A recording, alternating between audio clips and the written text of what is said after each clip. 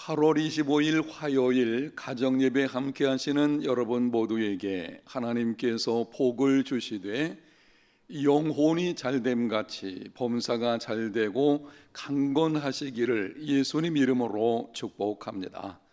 찬송가 455장 함께 부르겠습니다.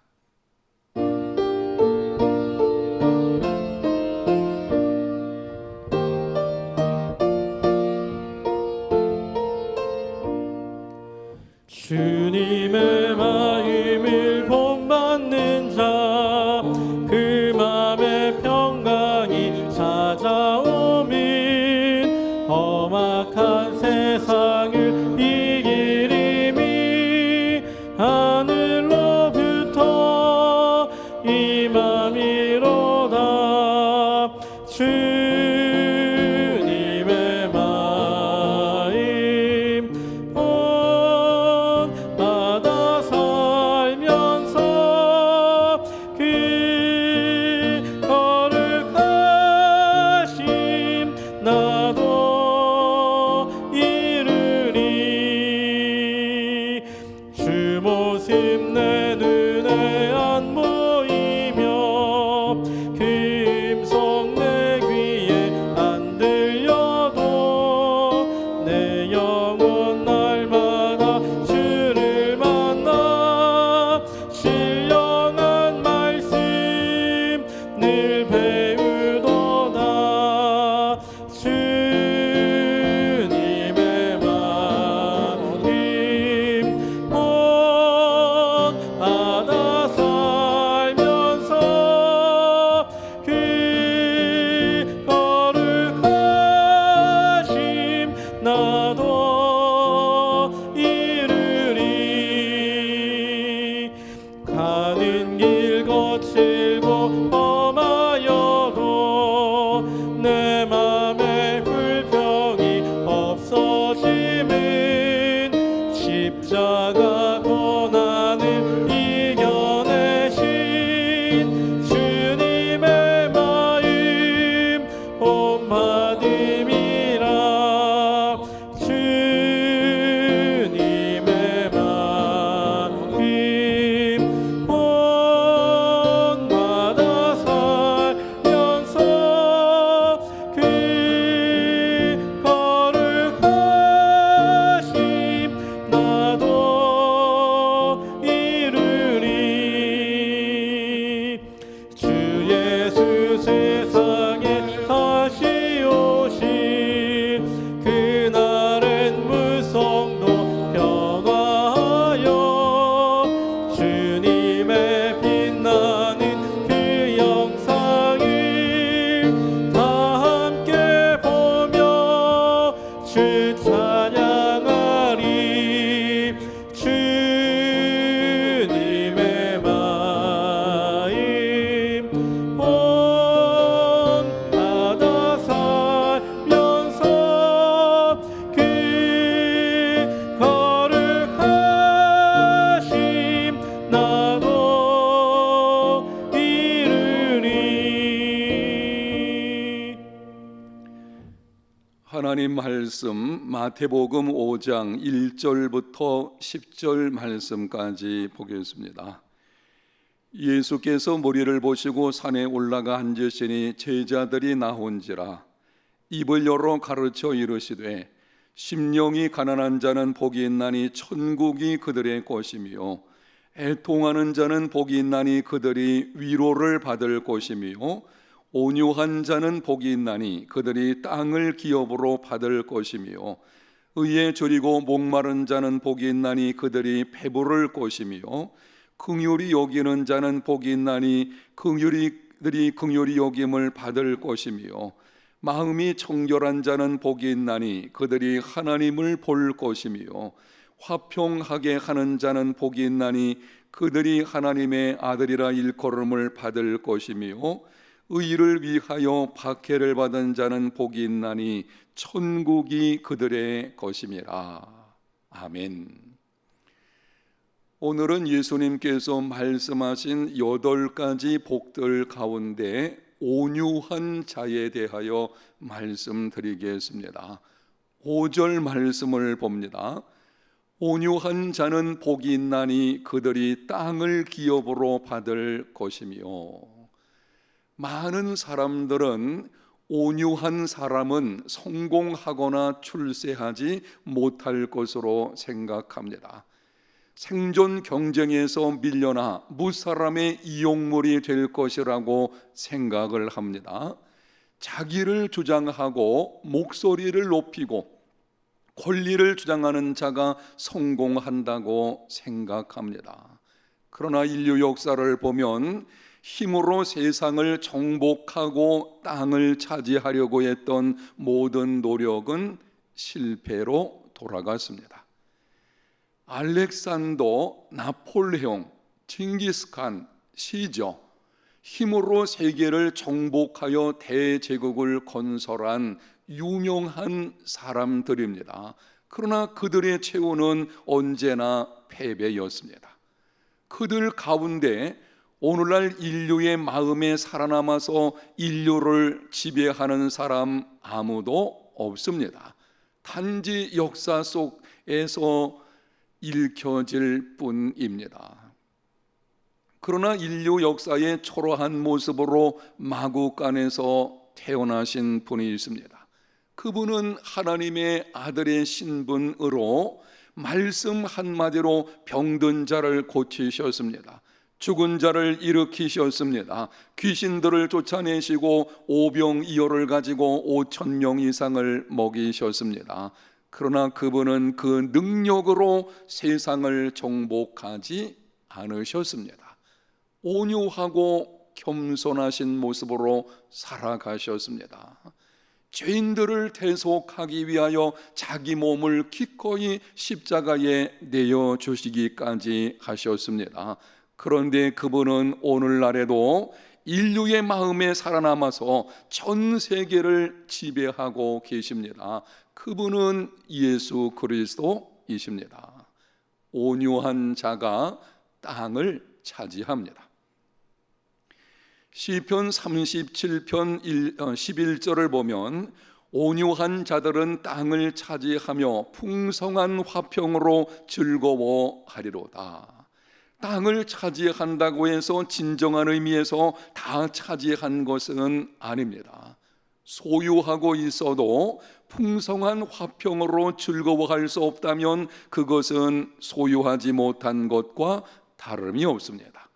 소유함으로 근심과 걱정이 되었다면 그것은 차라리 소유하지 않은 것이 좋을 것입니다. 그러나 적은 것을 소유하고 있어도 풍성한 화평으로 즐거워할 수 있다면 참된 의미에서 소유한 것입니다. 온유한 사람만이 진정한 의미에서 땅을 차지할 수 있습니다. 여러분, 온유한 사람이 어떤 사람입니까? 진정한 의미에서 땅을 차지하는 온유한 자 누구입니까? 세 가지만 말씀을 간략하게 드립니다. 첫 번째는 하나님을 신뢰하며 하나님의 뜻에 온전히 순종하는 사람입니다. 온유라고 할 때에 그 말의 헬라어는 프라우스입니다. 이 말은 짐승을 길들일 때에 사용되는 단어입니다. 짐승을 훈련하여 잘 길들여졌을 때 프라우스, 온순해졌다고 말을 합니다. 주인을 신뢰함으로 순복하는, 주인이 이끄는 대로 순종한다는 것입니다. 그러므로 온유한 자란 하나님을 신뢰하며 하나님의 뜻에 온전히 순종하는 사람입니다. 자기 방법을 포기하고 하나님의 방법을 따르는 사람입니다. 성경을 보면 하나님께서 어떤 사람을 나라와 민족을 이끌어가는 지도자로 세우시려고 하실 때에 이해할 수 없는 방법으로 훈련시키셨습니다. 요셉을 애굽의 총리로 세우시기 전에 종살이와 감옥살이를 하게 하셨습니다. 다윗을 이스라엘 왕으로 세우시기 전에 사울에게 쫓겨서 광야 생활을 하게 만드셨습니다. 모세는 바로의 왕궁에서 40년간 배운 후에 말과 행사가 능한 사람이 되었습니다. 한 민족의 지도자로 손색이 없을 것처럼 보였습니다. 그런데 하나님께서는 그들을 미디안 광야로 몰아내시고 그곳에서 40년 동안 지내면서 썩게 만드셨습니다. 이유가 무엇입니까? 하나님을 신뢰하며 하나님의 뜻에 온전히 순종하는 사람, 온유한 사람이 되게 하시려는 것입니다. 온유한 사람만이 땅을 차지할 수 있기 때문입니다. 온유하지 못한 사람이 땅을 차지하면 공동체가 몸살을 앓게 됩니다. 온유하지 못한 사람이 가장이 되면 가정의 고통이 찾아옵니다. 온유하지 못한 사람이 교회에서 중직을 맡게 되면 교회가 시끄러워집니다. 온유하지 못한 사람이 나라와 민족의 지도자가 되면 백성들이 고통을 당하게 됩니다. 고난은 온유한 사람이 되게 하시는 하나님의 방편입니다. 온유한 사람만이 진정한 리더가 될 수 있습니다. 인생길에서 찾아오는 모든 고난을 하나님을 신뢰하며 하나님의 뜻대로 행하는 온유한 사람이 되는 기회로 삼으시기 바랍니다. 두 번째, 대적하여 싸우지 않고 하나님께 기도하며 악을 선으로 갚는 사람입니다. 구약 성경에 나오는 신앙인들 가운데 온유한 사람으로 증거를 받은 자는 모세입니다. 민수기 12장 3절에 이렇게 기록합니다. 이 사람 모세는 온유함이 지면의 모든 사람보다 더하더라.